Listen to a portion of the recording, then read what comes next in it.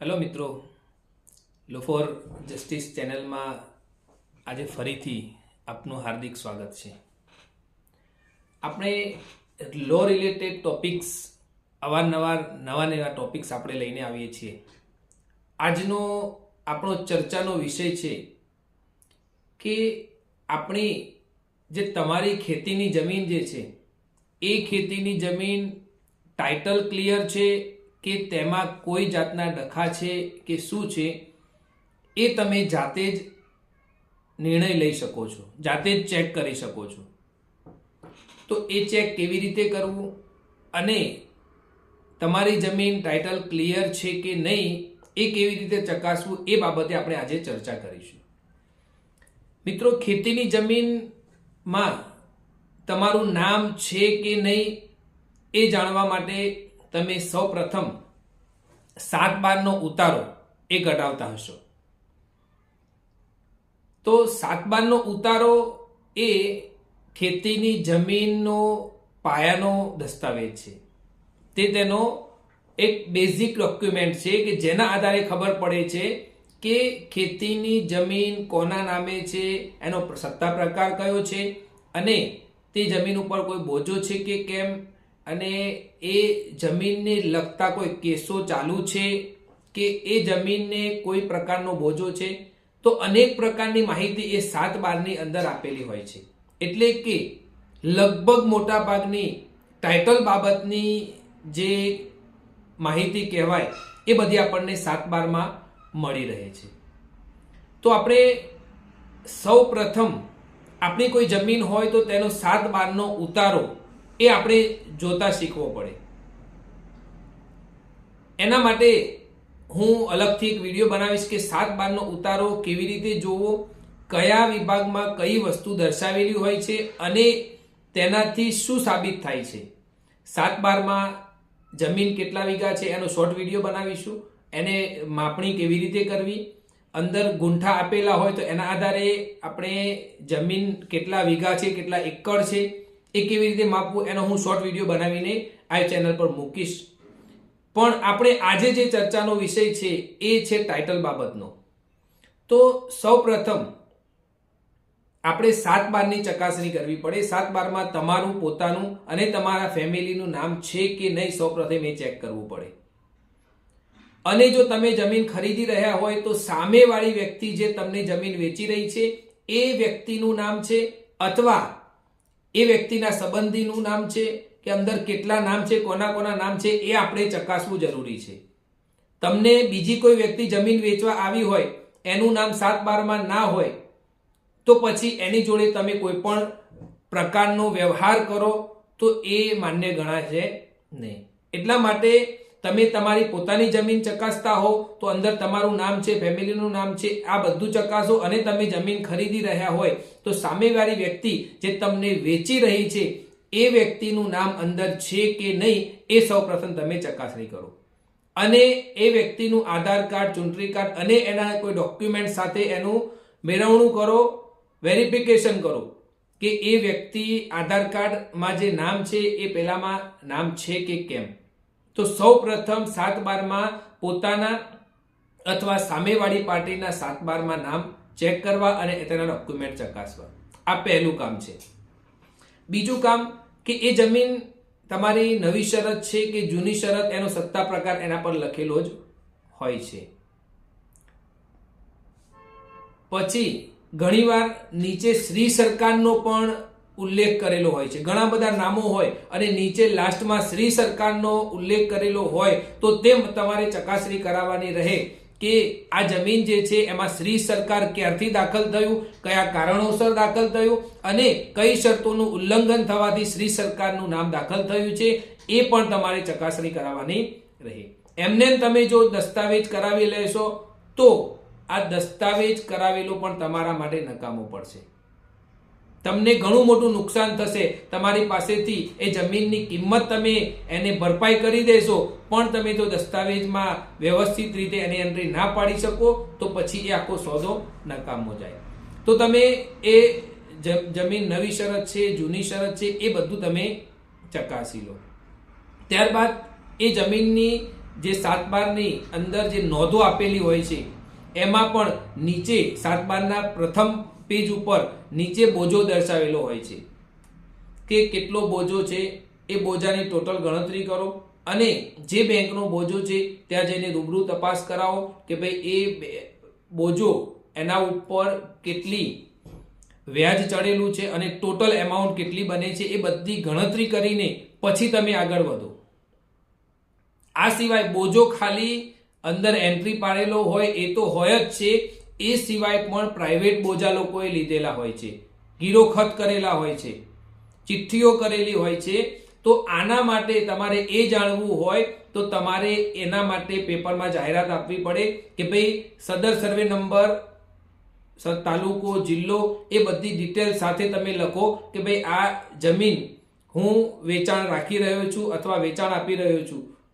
તો આ જમીન ઉપર કોઈને કોઈ પણ પ્રકારનો લેવડ દેવડ હોય, કોઈ પણ પ્રકારનો બાકી વ્યવહાર હોય તો આટલા દિવસોમાં આ વ્યક્તિને આ સમયે મળી લેવું, આ પ્રકારનું તમે પેપરમાં જાહેરાત આપીને પણ એક માહિતી મેળવી શકો. અને આ વસ્તુ જો વકીલના મારફતે આપો તો અતિ ઉત્તમ છે કે એ કાયદાકીય જાણકાર હોય છે, જેથી એ જો સામે કોઈ ઓબ્જેક્શન આવે અને કોઈની કોઈ લેવડ દેવડની વાત હોય તો એના ડોક્યુમેન્ટ્સ જોઈને જ એની સાથે કેવી રીતે વ્યવહાર કરવો એ તમારો વકીલ જે છે એ વ્યવહાર કરી શકે છે. તો બોજો માત્ર 7/12માં લખેલો હોય છે એ એકલો જ બોજો નહીં, પણ એ સિવાય જે ઇનડાયરેક્ટ બોજો લીધેલો હોય, જેની એન્ટ્રી ના પડાવેલી હોય, એ બોજાને આપણે જો ધ્યાન રાખતા નથી તો ભવિષ્યમાં જાણે દસ્તાવેજ પછી પોઝેશન લેવાનો પ્રશ્ન આવે છે એ વખતે એ ચિઠ્ઠીવાળા ઊભા થાય છે, ઓબ્જેક્શન નાખે છે અને એ જમીન જે છે એ લોચામાં પડી જાય છે. તો આપણે બોજો માત્ર એ એન્ટ્રીના આધારે 7/12માં જે નોંધ પડેલી છે એના આધારે નહીં, પણ એ સિવાયનો પણ આજુબાજુમાં જે અડોશ પડોશ રહેતા હોય એમને પણ પૂછીને આપણે એ બોજાનું ક્લેરિફિકેશન કરીને આગળ વધીએ. એ સિવાય દસ્તાવેજ કેટલા થયેલા છે કે ભાઈ મૂળ જમીન જે હતી ત્યારથી લઈને અત્યાર સુધી કેટલા દસ્તાવેજો થયેલા છે, કોના કોના નામે થયેલા છે, અને જો કોઈ વારસાઈ થયેલી છે તો એ વારસાઈમાં અગાઉના જેટલા ખાતેદારો, જેટલા વારસદારો છે એ બધાના નામ દાખલ થયા છે કે કેમ એ ચકાસવું જરૂરી છે. ધારો કે તમે જે જમીન ખરીદી રહ્યા છો એ જમીનમાં હાલ 7 નામ છે અને એ 7 નામ જો વારસાઈના પેટે આવેલા છે, ભાઈ પિતાનું મૃત્યુ થયું અને એમના વારસદાર તરીકે 7 નામો દાખલ થયેલા છે, તો એ 7 નામો ક્યાંથી દાખલ થયા એના માટે તમારે એ સામે જે પાર્ટી છે, જે વેચનાર છે, એમનું પેઢીનામું તમારે મંગાવવું જોઈએ કે પેઢીનામામાં 7 જ નામ છે કે ભાઈ એનાથી વધુ નામ છે અને કોઈ નામ ઉમેરવાનું રહી ગયું તો નથી ને. તો એ ચકાસણી કરવી જરૂરી છે. કેમ? કારણ કે જો 7/12માં 7 નામ હોય અને હકીકતમાં અગાઉની જે વ્યક્તિ છે, જે ખેડૂત છે, માલિક છે, એના 8 બાળકો હતા, પણ એ ખોટો એનું પેઢીનામું બનાવીને, ખોટું પેઢીનામું બનાવીને 7 જ વ્યક્તિના નામ દાખલ કરાવ્યા હોય એવું પણ બની શકે છે. આવા કિસ્સામાં ભવિષ્યમાં જ્યારે જે 8મી વ્યક્તિ અથવા એના વારસદારો જો ઓબ્જેક્શન કરે તો એ જમીન મૂળ માલિકને પાછી જતી રહે છે. તો આ બાબતે તમે જે અગાઉના થયેલા દસ્તાવેજો, વારસાઈ હક, આ બધી વસ્તુની ચકાસણી કરવી જરૂરી છે. ત્યારબાદ છેલ્લા 30 વર્ષનો આપણે સર્ચ રિપોર્ટ ઓછામાં ઓછો મેળવવો જોઈએ કે ભાઈ અગાઉ કોઈ રજિસ્ટર બાનાકત થયેલા હોય અથવા કોઈ દસ્તાવેજો થયેલા હોય, એ દસ્તાવેજ નંબર સાથેની 30 વર્ષની ઓછામાં ઓછી 30 વર્ષની માહિતી તો આપણે કઢાવવી જ જોઈએ અને એ દસ્તાવેજ આપણા જોડે હોવા જોઈએ. એ દસ્તાવેજમાં આપણે ચકાસવાનું શું છે કે ભાઈ મૂળ દસ્તાવેજ જે પ્રથમ હતો એની અંદર કેટલા વીઘા જમીન હતી અને એણે બીજો દસ્તાવેજ જે કરી આપ્યો એ કેટલા વીઘાનો કરી આપ્યો. ધારો કે 120 ગુંઠા જમીન મૂળ પ્રથમ દસ્તાવેજમાં હતી, એના પછી બીજા દસ્તાવેજમાં એણે 100 ગુંઠાનો દસ્તાવેજ કરી આપ્યો. તો કહેવાનો મતલબ કે ઓછો પણ થઈ શકે છે અને વધારે પણ થઈ શકે છે. જો ઓછો હોય તો એ તો વ્યાજબી છે, પણ વધારે કોઈ વ્યક્તિ પોતાને જેટલું પોઝિશન હોય, પોતાનો જેટલો હક હોય એનાથી વધુ વેચી ના શકે, એ રેવન્યુનો એક સિદ્ધાંત છે. તો તમે દસ્તાવેજો ચકાસણી કરો કે દસ્તાવેજમાં અગાઉ કેટલા નામ હતા અને કેટલી જમીન હતી. એ બધી જ જમીન વ્યવસ્થિત રીતે દરેક દસ્તાવેજમાં ઉલ્લેખ કરેલો છે કે કેમ. તો આ જે છેલ્લા 30 વર્ષનું જે સર્ચ રિપોર્ટ કઢાવીને એમાં દરેક દસ્તાવેજનો અભ્યાસ કરો અને દસ્તાવેજની અંદર કોઈ શરતો તો લખેલી નથી ને, તો એ પણ તમે એ દસ્તાવેજની અંદર ચકાસણી કરો. કોઈ અગાઉ કોઈ બોગસ દસ્તાવેજ તો થયેલો નથી, તો એ પણ તમે છેલ્લા 30 વર્ષનો સર્ચ રિપોર્ટ મેળવીને આ બાબતની માહિતી મેળવો. ત્યારબાદ તમે અગાઉના જે દસ્તાવેજોની અંદર ચેક કરવાની બીજી બાબત એ છે કે ધારો કે તમે 4 દસ્તાવેજ અગાઉ થઈ ગયા છે, તો એ જે ખરીદનાર પાર્ટીઓ છે દસ્તાવેજવાળી, તો એ ખરીદનાર પાર્ટીઓની એકવાર જરૂરથી એમની ખેડૂત ખરાઈ ચેક કરી લેવી જોઈએ. કેમ કે અમુક વાર જો વચમાં કોઈ બોગસ દસ્તાવેજવાળી વ્યક્તિ દસ્તાવેજથી દાખલ થઈ ગઈ હોય અને એ બોગસ ખેડૂત હોય, તો એવા સમયમાં પણ તમારી જમીન જે છે એ શ્રી સરકાર થવાની શક્યતા રહેલી છે, ખાલસા થવાની શક્યતા રહેલી છે. તો એવા સમયે તમે અગાઉના જે વચમાં જે દસ્તાવેજો થયેલા છે એમની ખેડૂત હોવાની ખાતરી પણ તમે મેળવી લેશો. તો આ બધી ટાઇટલ બાબતની જરૂરિયાતો છે કે ભાઈ ટાઇટલ તમારે તમારી જમીનનું ક્લિયર છે કે કેમ, એ જાણવા માટે તમારે આ બધી બાબતો જાણવી જોઈએ. એ સિવાય નોંધો કે 7/12 ની અંદર 2 પ્રકારની નોંધો અંદર મૂકેલી હોય છે કે હાલ પ્રમોલ્ગેશન થયા પછીની નવા સર્વે નંબરની નોંધો અને પ્રમોલ્ગેશન થયા પહેલાના જૂના સર્વે નંબરની નોંધો.